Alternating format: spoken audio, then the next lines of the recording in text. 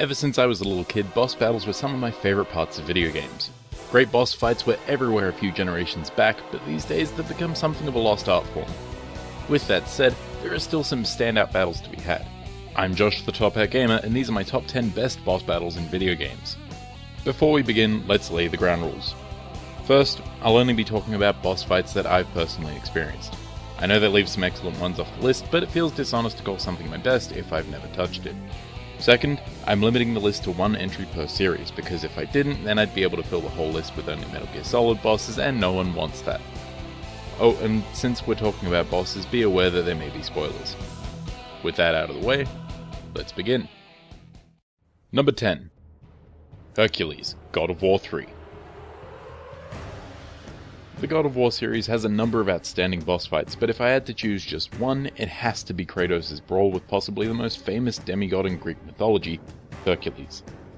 He claims that Kratos was always Zeus's favourite, and that by killing him, Hercules would claim the mantle of the God of War. What follows is a fight that forces you to contend with waves of minions as well as the demigod himself, at the same time.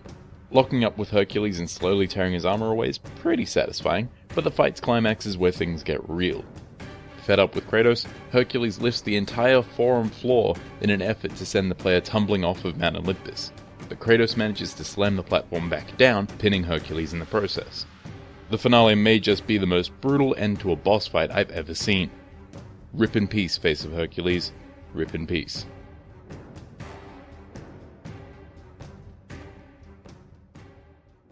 Number 9. The Enchantress, Shovel Knight. After some tough platforming challenges and one of the best boss rushes in modern video games, Shovel Knight's ultimate goal of saving his trusted companion is finally within his grasp. Shockingly, it's revealed that the evil Enchantress is actually Shield Knight, the companion in question, who has been twisted by malevolent magic.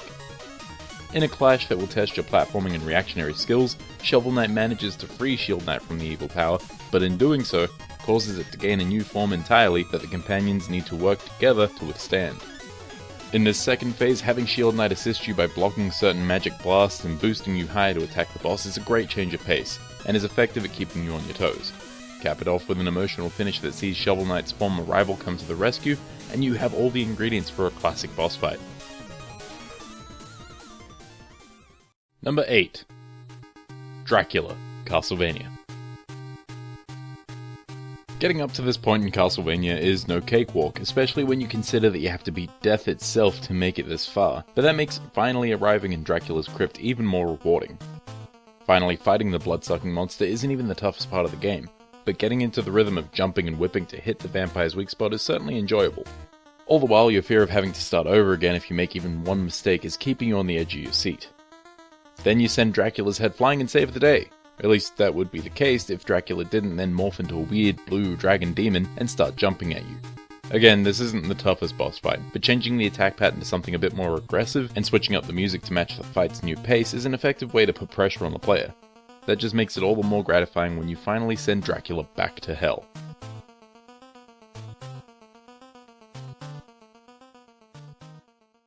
Number 7. Masked Lumen, Bayonetta 2. Bayonetta as a series is defined by over-the-top action, and its boss battles are no different. The first of 3 encounters with Masked Lumen is easily the most memorable, as Bayonetta and her mysterious opponent face off one-on-one to begin the battle. Escalation is the name of the game though, as things soon get out of hand when the arena is engulfed in lava, and each combatant summons a monstrous ally to duke it out in the background. But because this is a Platinum game, we gotta punch it up to 11, as even bigger summons join the fight, and the Masked Lumen Sage and Bayo take to the skies to brawl even further. Then because 11 wasn't high enough, the fight ramps up once again, and all of a sudden the game becomes a kaiju-sized war between heaven and hell. With the sheer speed of the fight leading up to this moment, it's a great way to shake things up, and showing the pure power behind Bayonetta is a really cool way of finishing the first fight against Bayonetta 2's rival character.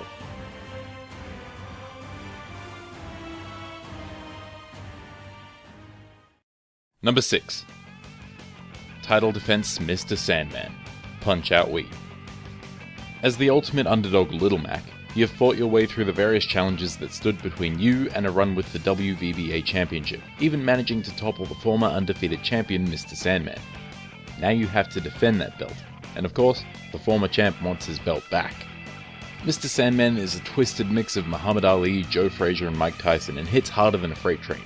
If you're fighting him in title defense mode for the first time, the challenge seems almost impossible, as the man can knock you right out with 4 incredibly hard to read punches. Of course, anything is possible for Little Mac, and with some split-second reactions and some smart attacks, you'll find yourself knocking Mr. Sandman out once and for all. Certainly not a challenge for the weak-willed, but there are a few video game bosses who are more satisfying to beat.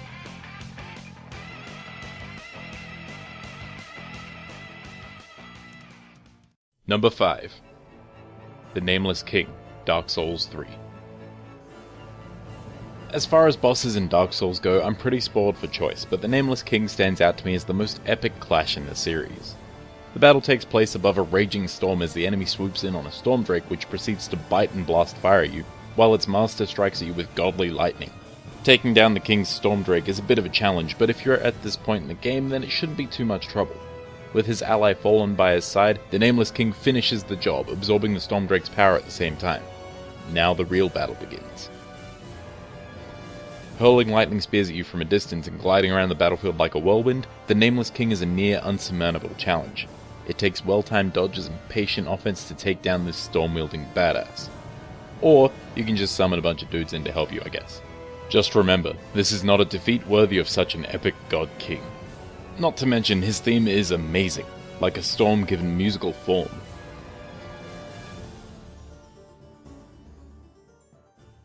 Number 4. Mr. Freeze, Batman Arkham City. The Arkham series isn't really known for good boss fights, but it manages to hit one right out of the park with the Mr. Freeze encounter from Arkham City. There are plenty of different types of boss fights, but some of the best force you to use the skills you've learnt up until this point. Bosses like Mr. Freeze act like a final exam, a type of boss fight that doesn't come along too often anymore. So, Batman is trapped inside Gotham PD with the Frosty villain, and he's far too powerful to attack head-on. Not only that, but he's also too intelligent to be attacked in the same way more than once. So Batman is forced to use a variety of takedowns on Mr. Freeze to finally put him on ice. It really keeps you on your toes and forces you to remember some of the takedown techniques that you've probably forgotten all about over the course of the game. Using your zipline to knock him down, taking him down from above, exploding walls to catch him off guard. There are so many ways to take him down, and on New Game Plus, he takes a whopping 9 different takedowns before he's finished. This hide-and-seek style battle makes for a really memorable encounter.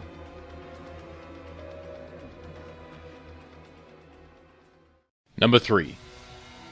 Senator Armstrong, Metal Gear Rising: Revengeance.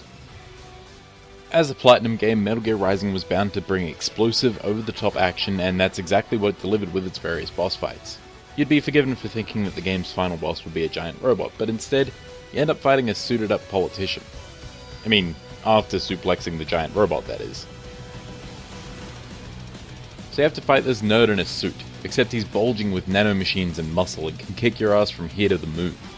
After revealing his true power to you and droning on and on about the war economy, your final showdown begins inside the smoldering crater left from the giant robot I mentioned earlier. And this battle is lightning fast, forcing you to dodge and parry Senator Armstrong's vicious attacks in a flash, while taking any opportunity you can to launch a counterattack. The entire face-off with Armstrong, from the Metal Gear Excelsius fight to the battle in the crater, is accompanied by the sickest rock tracks featured in any action game, and it just adds to the adrenaline-pumping excitement that punctuates the climax of this absolutely insane game.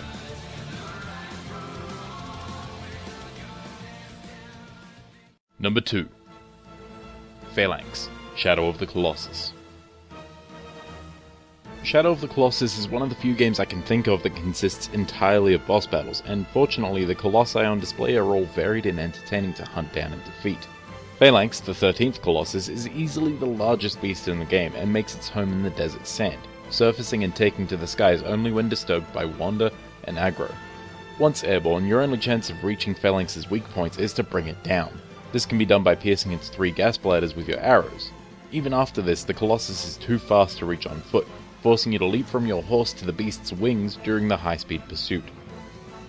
Clinging on for dear life is an action you'll take multiple times during your adventure, but few times feel as exhilarating as this, as Phalanx twists and turns to shake you loose, eventually diving back under the sand to start the cycle over again.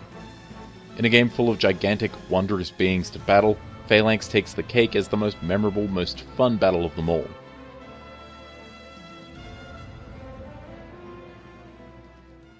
Number 1. Psycho Mantis, Metal Gear Solid. Like I said at the beginning of this video, if I wanted to, I could make this entire list solely out of Metal Gear Solid bosses. And I'm not even counting Metal Gear Rising as the same series. But when faced with which boss to choose, I knew it had to be Psycho Mantis. The battle with Psycho Mantis is as eerie as it is memorable, with ghostly sound effects and music accompanying the mind-bending, fourth-wall-breaking showdown.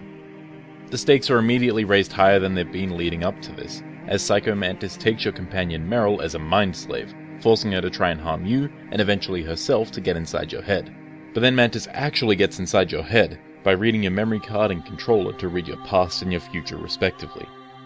The first time I encountered Psycho Mantis talking about how much I saved was a mind-shattering experience, and having to go out of my way to change which controller port I was using so the villain couldn't read my moves made this encounter an instant classic. Once the actual fight got underway, Mantis was fairly simple to deal with, but his constant mind tricks certainly left an impression, and will forever make the Psycho Mantis fight synonymous with great video game bosses.